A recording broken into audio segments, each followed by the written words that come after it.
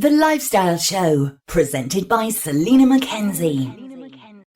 Now, I gave you a clue to our first guest earlier. She was one of EastEnders' most lovable cast members. She starred as Heather Trott from 2007-2012, and she joins us now. Welcome to the show, Cheryl Fergison. Hello, sunny Spain. We've actually got a bit of sun here in the UK, so we're not rival to you, of course, but lovely to be in the bright sunshine at least. Oh, yeah. I feel like I know you looking at you. I feel like I know Heather. It's a weird one, isn't it? It is. She's a bit older now. I look a bit older than I was playing her all those years ago, but she was a great character to play. I absolutely adored playing her. And being such an iconic program like EastEnders, it was just a joy and a mountain of my life. It really was. It was a great time. Yeah. Yeah, she was a great character, and they seem like really nice people. I was reading about some of your co-stars who helped you out during difficult times, which is lovely. You're like a family, I guess. Yeah, I think what happens is you spend a lot of time there than you do with your own family. So what happens is they do become family in the end, and you kind of pick your characters. The more people that you film with, they are the ones that tend to be the people you surround yourself with more. So people like Steve McFadden, who played Phil Mitchell, Linda Henry, who plays Shirley Carter, Dame Barbara Windsor, of course, who played Peggy Mitchell. You've got June Brown, who played Doc Cotton. I mean, iconic characters. And we had amazing guests coming in. We had David Essex at one point. That was fantastic. I bet it was. Well, it was. I mean, growing up, I was a Donny Osmond fan, but I gave way when David Essex came along. It was absolutely great fun. And I'm so blessed and lucky that, I was casting. Weirdly, I was casting the show 2 years before I played Heather. And you can't come back in the show. You can't come back as another character. You have to wait 2 years. And what happened was I went in for a brief a scene in 2000 anyway, 2 years before I started EastEnders. And then 2 years later, they wrote the part of Heather for me. So I was absolutely delighted to take on this role, and she progressed as the years went on. Sadly, they bumped her off, but it's one of those soap things, isn't it? You get bumped off, or you ride out in a taxi. It's one of the two. Yeah. It's better to go out in a taxi, though, isn't it? Because you can always come back. You can always come back. Yeah. Well, I mean, if the viewers have seen the body, you can't come back. They do say, "Well, you go back, Cheryl," because people who have died, they come back. And I go, "Yeah, but you've not seen their body." But if the viewer has seen the body once they've been killed or they are dead, then you can't come back. No, right. It's not a possibility. So I won't be coming back to Enders unless I come back as Heather's long lost twin or something. I don't really know what will happen, but anything in the soap can happen, can't it? You can do a Dallas. You can just wake up in the shower and it was all a dream. Yeah, but I don't think, to be quite honest, people would want to see me in a shower in all aspects. I mean, it was all right for Patrick Duffy in the days of Dallas, but I don't think they'd be wanting to see Cheryl Fergison and all the bits and pieces. But there we go. Bless you. So when you left, I mean, I guess being in a show like that, it's like it's a full-time job. So you've just got a regular paycheck. So when you left, was it then hard? Because I can't imagine it's easy getting other acting jobs. No, I mean, I think in our profession, it's feast or famine. So, I mean, people have a misconception that, I think lots of people get loads of money at some point. What happens is if you're lucky enough to get a regular job on a soap, then you do get, in my day, we were paid per episode. So you were guaranteed a certain amount of episodes per year. So you kind of knew what you were going to get. And normally you would get a lot more than those episodes because they stick you in the VIX sitting in the background or doing a few lines somewhere else, So you were guaranteed more episodes. But then the money that you get there, it's all relevant really, because you don't know how long it is until you get another job afterwards. So you're having to live off that money. You've got to save that money. You've got to, keep the roof over your head and all that. And it's really, really difficult to do because once that money's gone, it's gone. Or my case, and in my book is quite well documented now, that I was scammed out of a lot of money by an accountant, and not just myself. So I wasn't just a silly one. There was a lot of people who had done, who were in the business.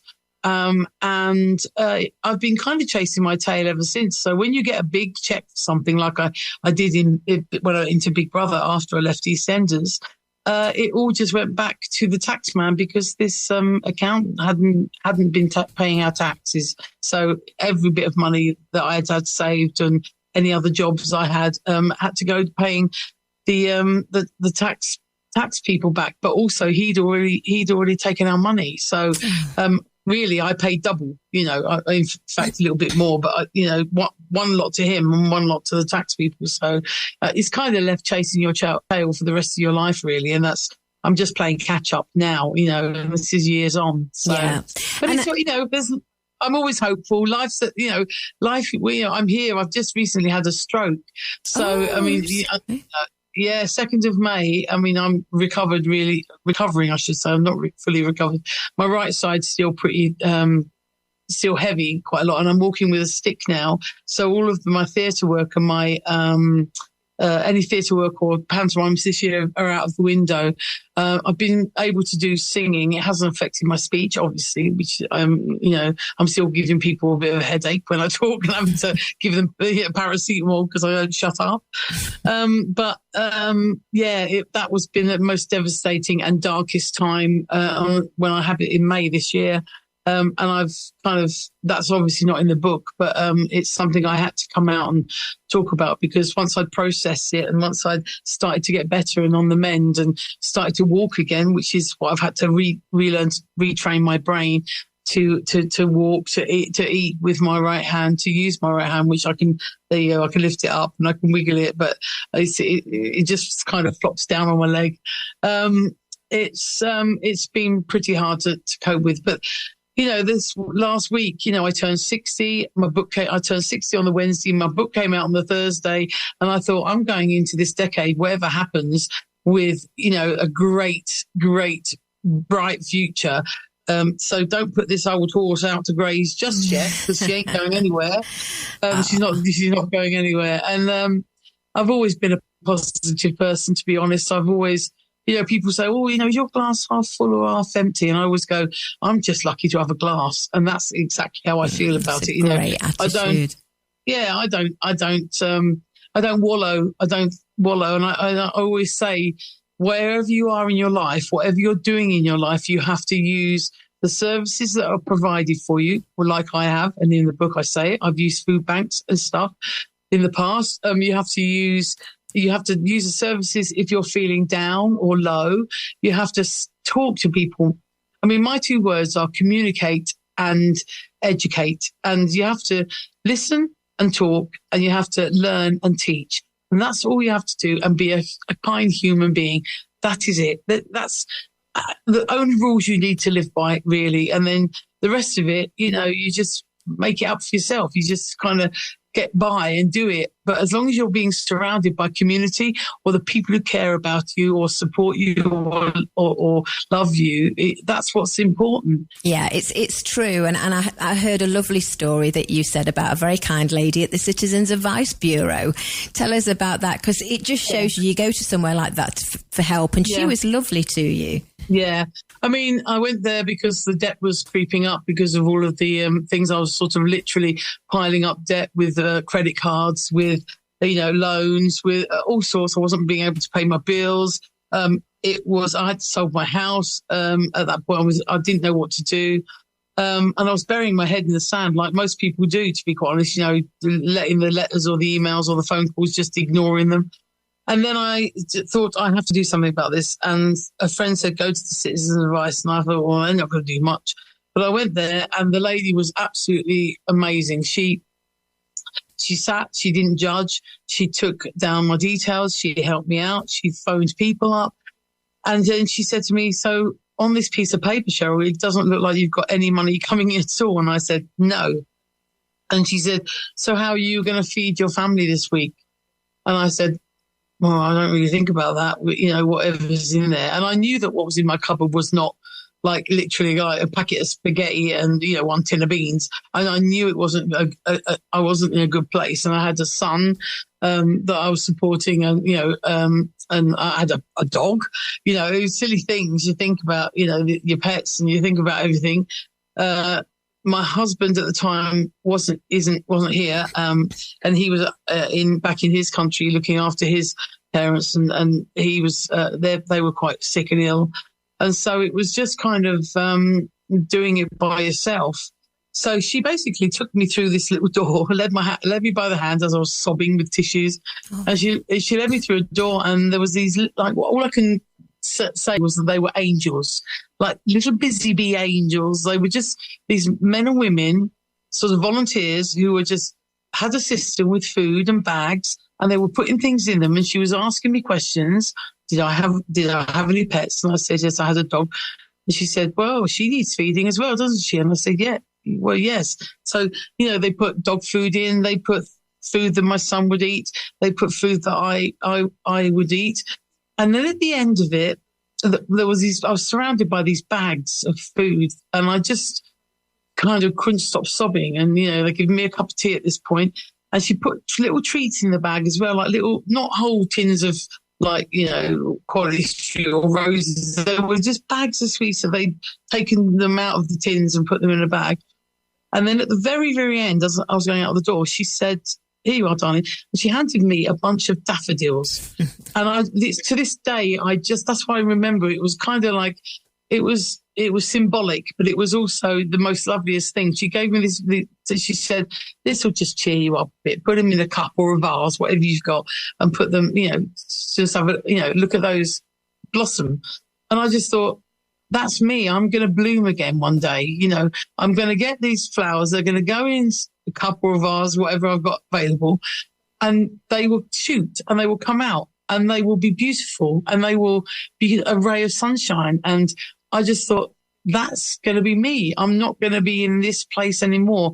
And this woman just at that point, just kind of, I saw a metaphor for it all. And I thought, wow, this is a special service. People shouldn't be ashamed of going there. And, you know, they're kind. They're there. They're not there to judge you. They're not there to tell you what to do and how you should have spent your money and what, you know, how you should rule your life and do. They're there because you need a stepping stone at that point. And another woman came in at that point as well, and she had a child with her, a little one. And I just thought, wow, you know. And then I also knew that a nurse had come in. And I thought to myself, my goodness, a nurse who's been at our hospital, you know, helping all those other patients there, still needed to go to a food bank to get food. Yeah. And that just put it all in perspective to me. I just thought, wow, it's not just people who are, you know, really on their, you know, downers. It's actually people who are working hard but can't make ends meet. Yeah. And so I say, just use the services. If they're there, you know, don't be ashamed. Just do it. It's for you. It's for us. You know, that's it. There shouldn't be a shame or stigma. It can happen to any of us at any time. You know, God forbid you lose your job or something happens or whatever. Yeah. You have to use the resources. And I know one of the other things you say is listen to Martin Lewis because he really seems to know his stuff. Well, I mean, it's really bizarre because I was on this morning talking about food banks. And I was chatting away, I think, to Ben Shepherd and Kat Dealey, and I was chatting away to them. And then suddenly they had a little section and they kind of just quickly, Martin must have been in another studio, and they just popped over to him and said, so Martin, what do you think about this food? So it was so lovely to be able to chat to him, but I just thought he made perfect sense. And I think it's really... It's lovely to know that you've got somebody on your side and he's there rooting for you and to giving you the advice, and you're trying to take it in on the telly when he's talking. And sometimes I think, oh, it's all so quick, I don't know what he's talking about. But at least you can then take it away, relook at the program again on a catch up and take down the numbers that he says. And then just go for it. Just apply for the money that you should be getting, or, you know, look at the cheaper way that you could do your broadband services, whatever it is that he's looking out for us. that's what we should be doing, and not letting all the big fat cats take all our pennies. Yeah, really, I agree. I agree. So, well, you've been very candid in the book. You've been very open and honest, and I thank you for that, because I'm sure it'll inspire a lot of other people. The book is called Behind the Scenes: My Secret Life Beyond EastEnders, and it's by Cheryl Fergison, who we're speaking to now. I know this is going to be your decade, and I agree with you. It absolutely will be. Have you got any plans? I know you can't do Panto at the moment, but have you got any plans for any other shows? You did something with your son recently, didn't you? Yeah, I mean, my son's part of the LGBTQ plus community, so I do a lot of prides with him. We go out and we sing at a lot of prides. We've been doing that since the stroke. He's been taking over most of the show, and I've just been singing a couple of numbers which people have been, at the first they thought I'd hurt my leg, which is why I was walking funny, but now it's come out. I can now do a full show with him, so we half and half the gig. We just finished. We just done one in Wales, which was lovely actually. This last weekend. And we've got some more to do this year. I'm going down to do some more TV in London next week. I'm going across to Ireland to do a little bit of filming. So, like I said, listen to your body, and when you have something wrong with you, when something happens to you, you've got to take a breath, stand back, get off the hamster wheel for a little bit, and just listen to your body, and don't end up becoming so stressed or ill, or you're making your mind go a bit loopy. What you need to do is just take a breath back, go and find a little bit of nature or whatever it is that you love. I've got the sea near me. I've got the Lake District near me. I'll just go and sit on a boat in the middle of the Lake District and look at the mountains and look at the sky and go, wow, this is fantastic. Or, if you live in a flat that's only got a balcony, you've got like 3 children and it's difficult to get out. Just take 2 seconds, put them on the floor. If you have to put them in front of the telly, that's fine. Just take 2 seconds for yourself to breathe, just to do something you want to do, even if it's just a cup of tea and a bun, whatever it is, you have to you just have to think of you time, because if you're no good, you can't be good for other people. Yeah. And that's what I live by, that's it. Good advice, Cheryl. If people want to find out more about you, are you Cheryl Fergison on like Instagram and Facebook, social media? I'm Cheryl. Yeah, Cheryl Fergison 1. That's Ferguson with an I, because I spelt it wrong on my equity form, which I've been stuck with ever since. It should have been a U, but I spell phonetically and I got it wrong. And it was my stepdad's middle name. I thought I'd just kind of surprise him that I've used a name of his, but I spelled it wrong. But anyway, that's fine. I've got an unusual spelling now. But it's Cheryl Fergison with an I 1 at whatever we're whatever on, the social media is, yeah. Whatever the social media is, yeah. Well, I wish you lots. And I'm sorry, I was going to say, I tend to answer a lot of my messages, and I love the support. If it wasn't for those people who, like your listeners, if it wasn't for those people, you wouldn't be where you are now. So I'm forever grateful for those people. Always blessed. Thank you. Bless you. Thank you so much, and I wish you lots of luck for the future. Thank you for having me. Thanks, in Cheryl. Spain. Yes, in Spain. You'll have to come over. Next time you come over to Spain, pop in and see us. I was actually hoping I was going to get over there for this one. For this interview, I thought we were going to do it on some sunny balcony with a little, maybe I don't drink, but a little mocktail or something. And, that would be nice. Watching the sun. We'll do that. We'll do that next time. Yeah. You take care, Cheryl. And you, darling. Bye. Take care. Bye-bye. Bye. Bye.